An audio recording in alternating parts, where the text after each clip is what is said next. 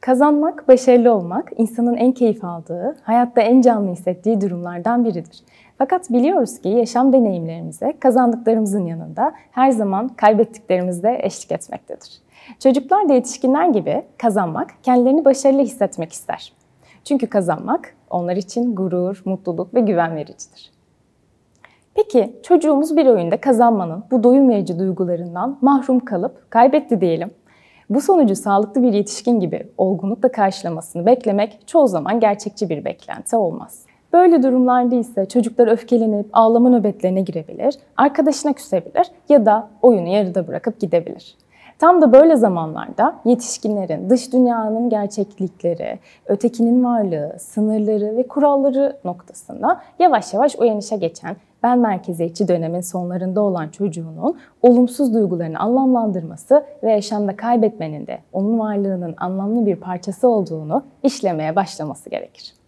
Yürümeyi öğrenen çocuk nasıl düşmeden süreci atlatamıyorsa, yürüme becerisini bu aşamaları olmadan kazanamıyorsa, hayatında aynı şekilde olumlunun yanında olumsuzun da olduğu ve her olumsuzluğun daha da öğretici ve beceri geliştirici olduğunu söyleyebiliriz.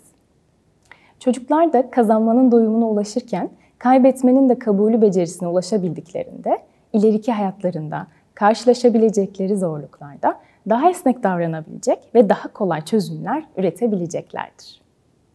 Peki çocuklara kaybetmeyi öğrenmeleri konusunda nasıl yardımcı olabiliriz?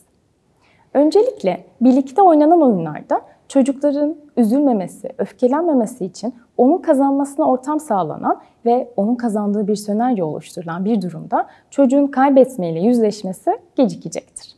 Aile içinde bu durumu hiç tatmamış bir çocuğun kaybetmeyle karşılaştığındaki hayal kırıklığını bir düşünelim. Gerçek yaşam becerisi kazandırmak istediğimiz çocuklara bu gerçekliği önce aile ortamında sağlamalıyız. Aile içinde ebeveynin kaybetme durumuna karşılık verdiği, evet kaybettiğim için üzgünüm ama kazanmanın olduğu yerde kaybetmek de var. Önemli olan eğlenmek ve seninle vakit geçirmekti. Ben çok keyif aldım açıklamasının çocuğun anlamlandırmasını kolaylaştırır. Aynı şekilde kaybetmenin ardından çocuğun yaşadığı hayal kırıklığını anlamlandırmak ve yansıtmak da kıymetlidir. Örneğin kaybettiğin için üzgünsün, belki de biraz öfkelendin ama insanlar bazen kaybettikleri zaman böyle duygular hissedebilirler şeklinde yansıtmak, olumsuz duyguların da diğer olumlu duygular gibi bizim bir parçamız olduğunu göstermek için bir fırsat olarak değerlendirilebilir.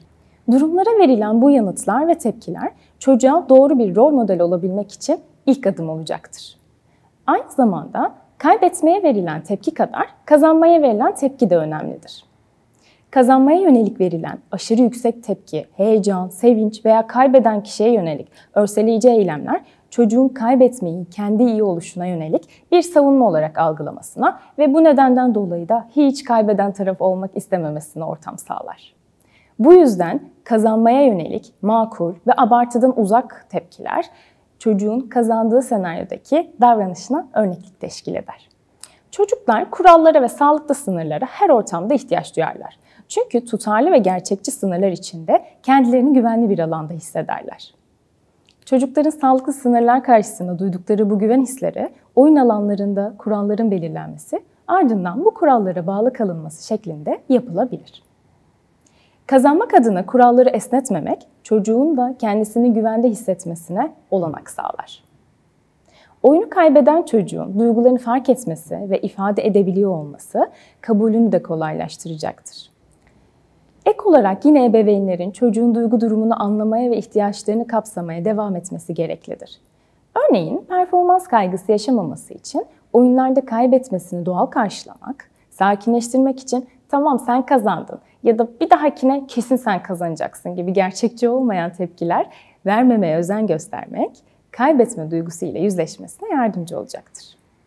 Çocuklarımızı evin dışındaki dünyaya karşı daha gerçekçi yaklaşabilen ve yaşam becerileri gelişmiş bireyler olarak yetiştirmek istiyoruz. Bu yüzden dışarıdaki dünyada karşılaşabileceği engellenmelere, reddedilmelere ve kayıplara karşı verebilecekleri tepkilerin onların ev ortamında ebeveynleriyle olan bu deneyimlerinin ortam hazırladığı unutulmamalıdır. Çocuğumuzun olumsuz durumların üstesinden gelmesi için çocuğun ihtiyacı doğrultusunda destek sağlamamız gereklidir. Son olarak ise kaybetmeyi kabul etmek, çocuğun zorluklar karşısında daha esnek bir kişilik yapısı ortaya koymasına yardımcı olurken sosyal ilişkilerinin sağlıklı ilerlemesine de yardımcı olacaktır.